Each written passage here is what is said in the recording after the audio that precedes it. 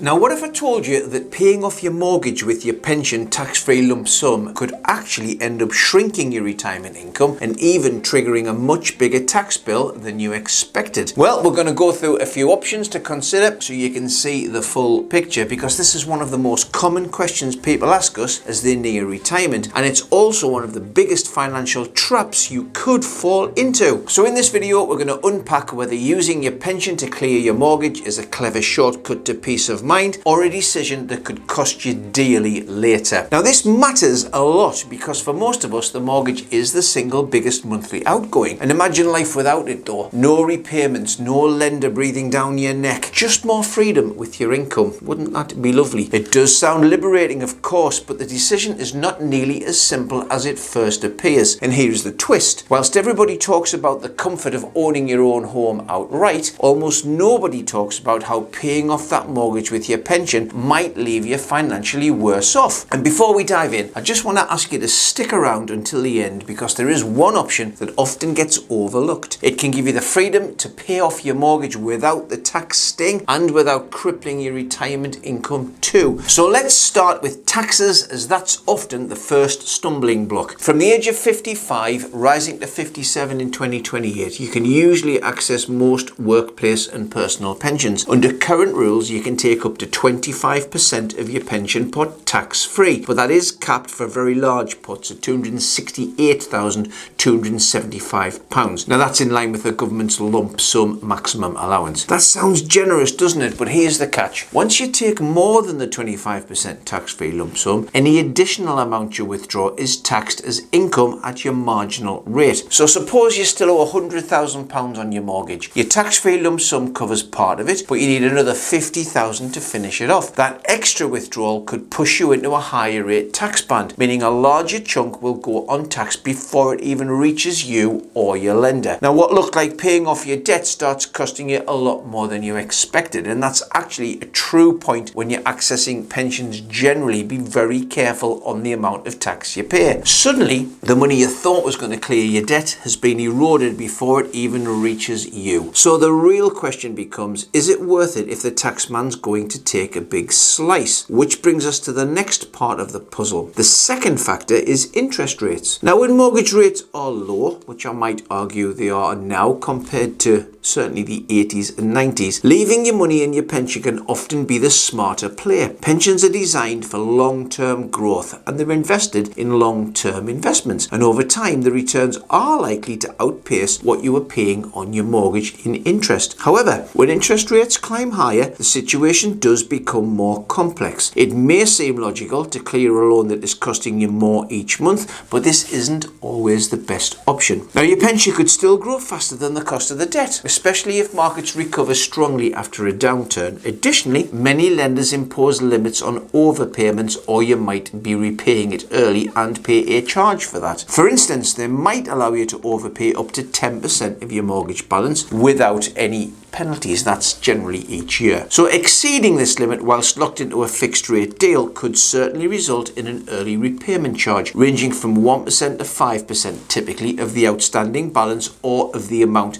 that you pay off above the limit that you're allowed. Now, these charges are regulated under the FCA's Mortgage Conduct of Business, that's MCOB for short, and that ensures that early repayment charges are expressed as cash amounts and are reasonable in relation to the lender's costs. Therefore, paying off your mortgage early may seem very appealing. You might get all warm and fuzzy thinking about it, but the hidden costs and the limitations mean it might not always be the best strategy, and it might not always be straightforward. So before using your pension to clear debt, it's really important to consider the long-term impact on your retirement income generally, and whether there might be alternative ways to achieve financial goals without reducing your security. Now, let's talk about withdrawing a large sum from your pension now. That reduces the money you have to live on later. That seems pretty common sense, doesn't it? A smaller pension pot means a smaller income in retirement, or your pot might not last as long. And for many people, that can be the difference between a comfortable lifestyle and worrying about whether the money will actually last. This is even riskier if markets are down when you take the money out, and that's a really important point. When you access your pension, particularly for large amounts of money, is absolutely key. If you do it at the wrong time, when markets have just dropped significantly, you have to cash in more units to get the same amount of money, and it's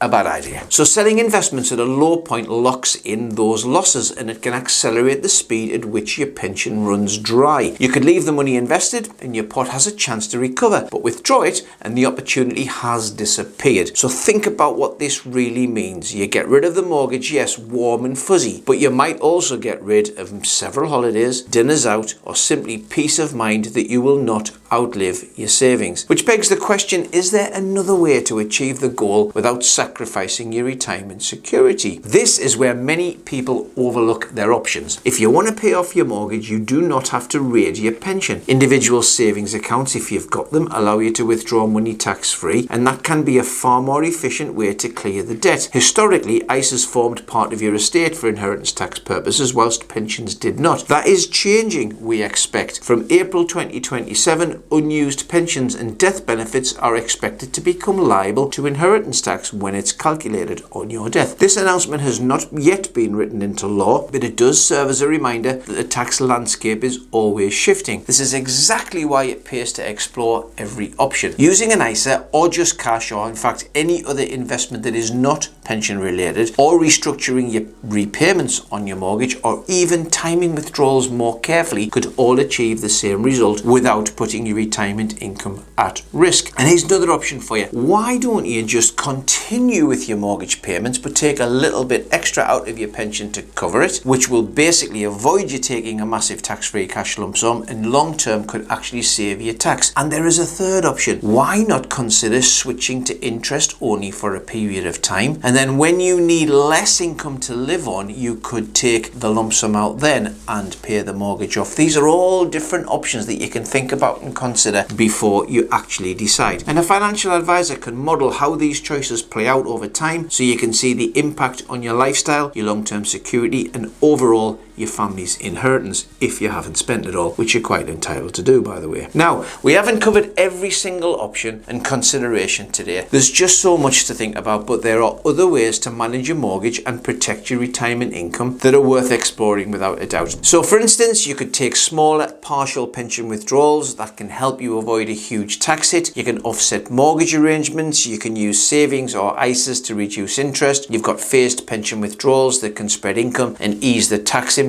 And you can just leave your mortgage payment the way it is. You can switch to interest only. Good grief, there's so many different opportunities to do what you want to do. But each of these strategies has its own advantages and disadvantages, and what works best for one will depend on your personal circumstances, because it might not work for everyone. Now, if you'd like to see how these options could work for you and get a much clearer picture of those choices, we definitely invite you to book a free financial review. Our expert team is here to listen to your situation, answer your questions, and help you make decisions that give you confidence and peace of mind for your long-term financial future. So as you can see, the decision to use your pension to pay off your mortgage is not a simple one at all. It's an emotional choice tied to a very complex financial one. The idea of being mortgage free is so tempting, I know that, but remember to look at all the pieces on the chessboard: the tax rules, the interest rates, and what it means for your income way down the line. The biggest takeaway here, I think, is this: just because you can doesn't mean you should. This isn't just about paying off a debt, it's about trading one form of security for another, and you cannot spend bricks and mortar. Getting it wrong could mean sacrificing significant future growth or losing financial flexibility just when you need it and want it most. So before you make any decision, you need to understand the trade-off between paying off your mortgage and investing your money. It's not as straightforward as it sounds, and getting it wrong could certainly mean missing out on growth or losing the financial freedom that you really do need in retirement. So in my next video, I'm going to break down the pros and cons of both approaches so you can see which one really puts you in the strongest position for the future. So why don't you click here, give it a watch. I'll see you there.